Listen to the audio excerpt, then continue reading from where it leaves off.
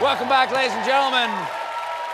My friends, my next guest is a New York Times best-selling author of 42 books who has won the Newbery Medal and an Emmy Award. His new book is How Sweet the Sound. Please welcome back to The Late Show, Kwame Alexander.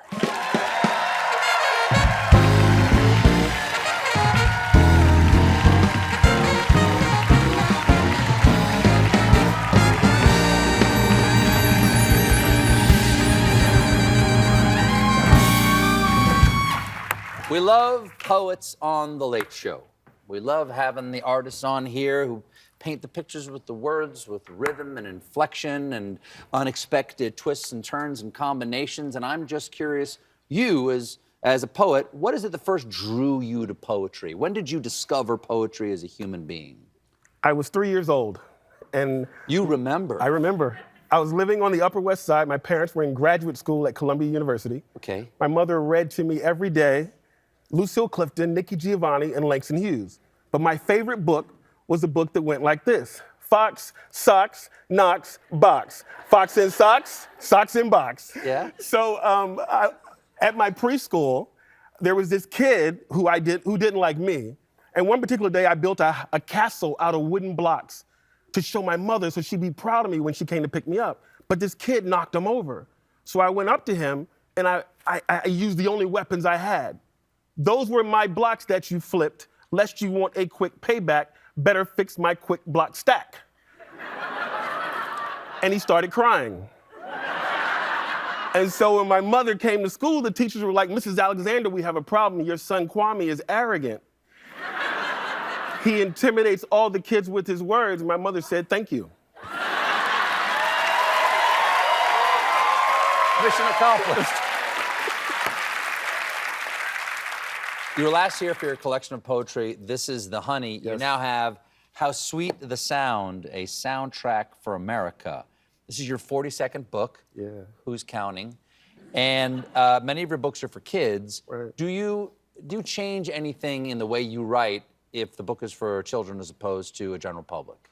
Not really. I try to write books that I would have wanted to have read when I was 4 or 10 or 12, and that I would love now. So I'm writing about topics that I think families can read and enjoy together, but certainly I have a soft spot in my heart for young people because I believe that the mind of an adult begins in the imagination of a child, and what better way to enhance, elevate that imagination than through the words on a page. The book is a love letter. I said it's How Sweet the Sound.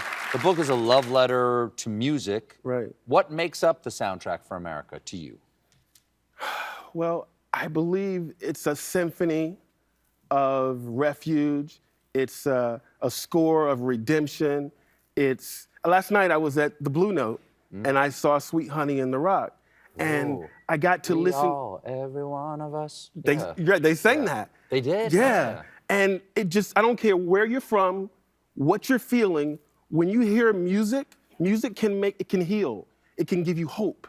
It can open up a world of possibility, which is what the same thing I think children's books do. Poetry and lyrics are, well, what is the difference to you? Are they the same thing? No. I think maybe they're cousins. Maybe they're kissing cousins. But imagine this, Stephen. Lyrics, when they're done right, they need a beautiful guitarist. They need a sax player. They need musicians to help elevate those words that are on the page. They're in relationship to the music that they're dancing with. Poetry is the whole band. Like you have to do it all in those words on the page. And I think that makes it special. Have you written lyrics? Not successful. But you've given it a shot. I've given it a shot. Okay. And that's when I found out that they weren't the same. The acclaimed, that one of those first poets who was read to you, the acclaimed poet Nikki Giovanni, passed away a few weeks ago. And I know that she was your mentor. How did the two of you become close? That's an extraordinary experience to become close to somebody who influenced you when you were 3. Well, I met her in 1987. This was the beginning of our relationship. I was a sophomore at a place called Virginia Tech, and she was a visiting professor. me deeming myself a pretty fantastic poet, took her advanced poetry class. I think she gave me a C-. And so I was livid, and I went to her office, and I had just discovered jazz music. And so I went and sat down in her office during office hours, and I said, Nikki, I don't understand why I got a C-. I'm a poet. I listen to Nancy Wilson, and I'm channeling my inner jazz, and I know what I'm doing. She said, Kwame, I can teach you how to write poetry, but I cannot teach you how to be interesting. Oh, I felt that. That was the beginning of a 37-year relationship. Well, are there any words of hers you'd like to leave us with here tonight? Yeah. Can the band join me on this? Yeah. Can you guys? I know you just wrote a cookbook with your wife, I did, yeah. so you might find this apropos. Okay. It's called Still Life with Apron by Nikki Giovanni. I would like to see you cooking. I would like for you to cook for me.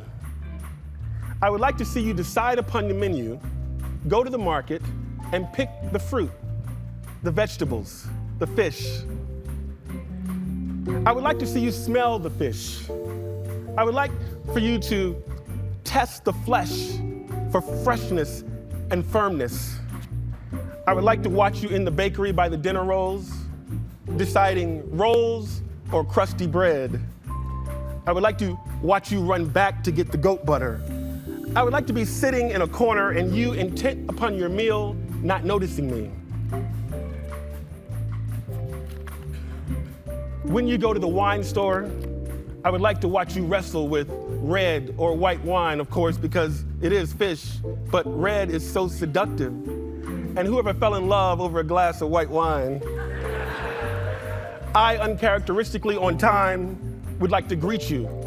I would like for you to greet me in a butcher's apron. I would like for you to greet me only in an apron. I would like to watch the movement inside the apron as I undress for you.